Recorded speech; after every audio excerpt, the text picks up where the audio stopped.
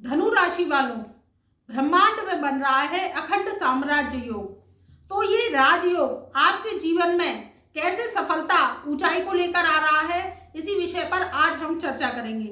देखिए, राजयोग रोज रोज नहीं बनते हैं। ये राजयोग जब ब्रह्मांड में बनते हैं तो सृष्टि पर भी उसका असर आता है, और जब ब्रह्मांड और सृष्टि का मिलन होता है तो मनुष्य के जीवन में परिवर्तन की ऊर्जा आती है। और जब परिवर्तन की ऊर्जा आती है तो हमारे क्या होता है कि सुख साधनों में वृद्धि करती है, कार्यों में सफलता देती है, हमारे अंदर जो पॉजिटिव एनर्जी है उसको लेकर आती है।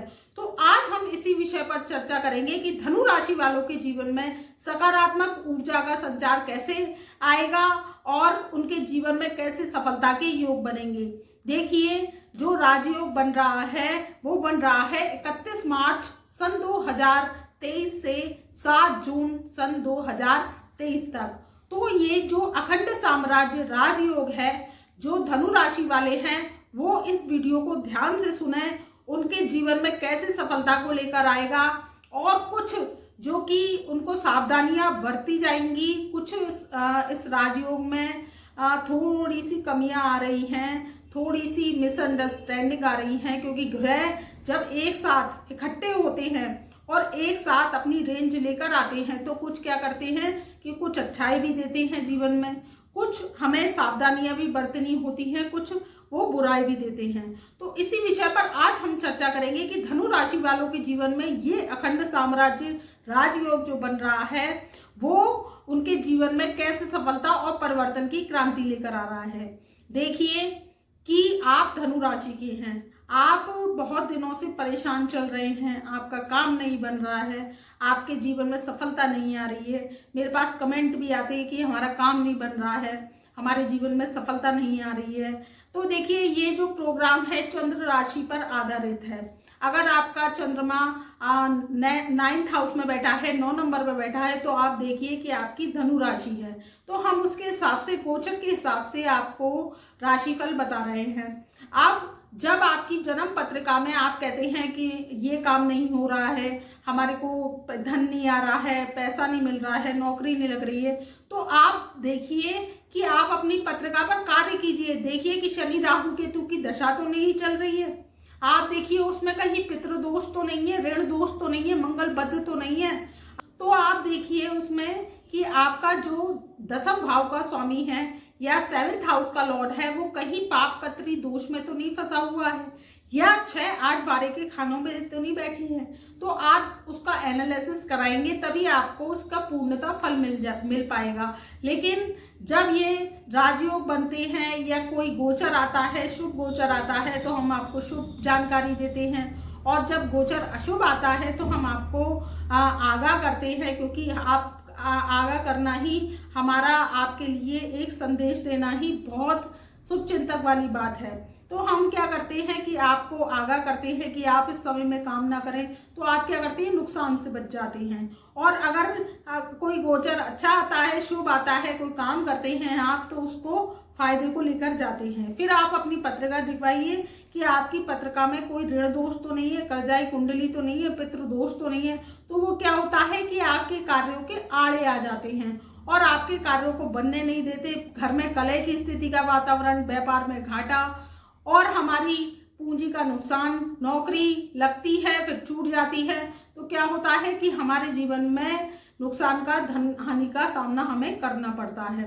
तो आप इस पत्रिका पे काम करेंगे तो आपकी पत्रिका जो है सटीक दिशा में जाएगी, आपको दिशा मिलेगी, तो इस ग्रह गोचर स्थिति का भी लाभ मिलेगा। वैसे तो ये ग्रह गोचर स्थिति शुभ आ रही है धनु राशि वालों के लिए।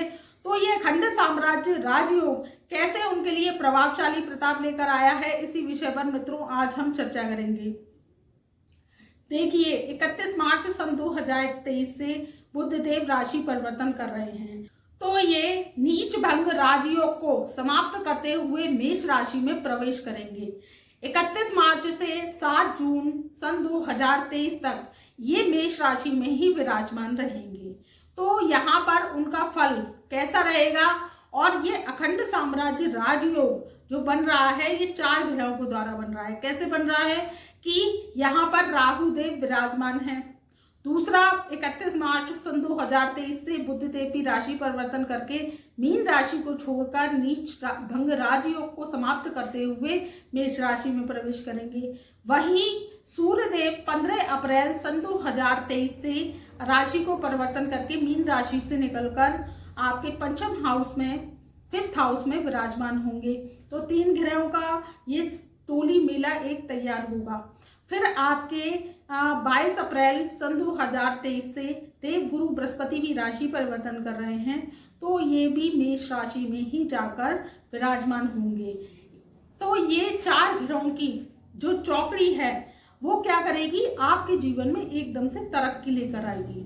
और ये तरक्की कैसे लेकर आएगी, आपके माइंड के द्वारा।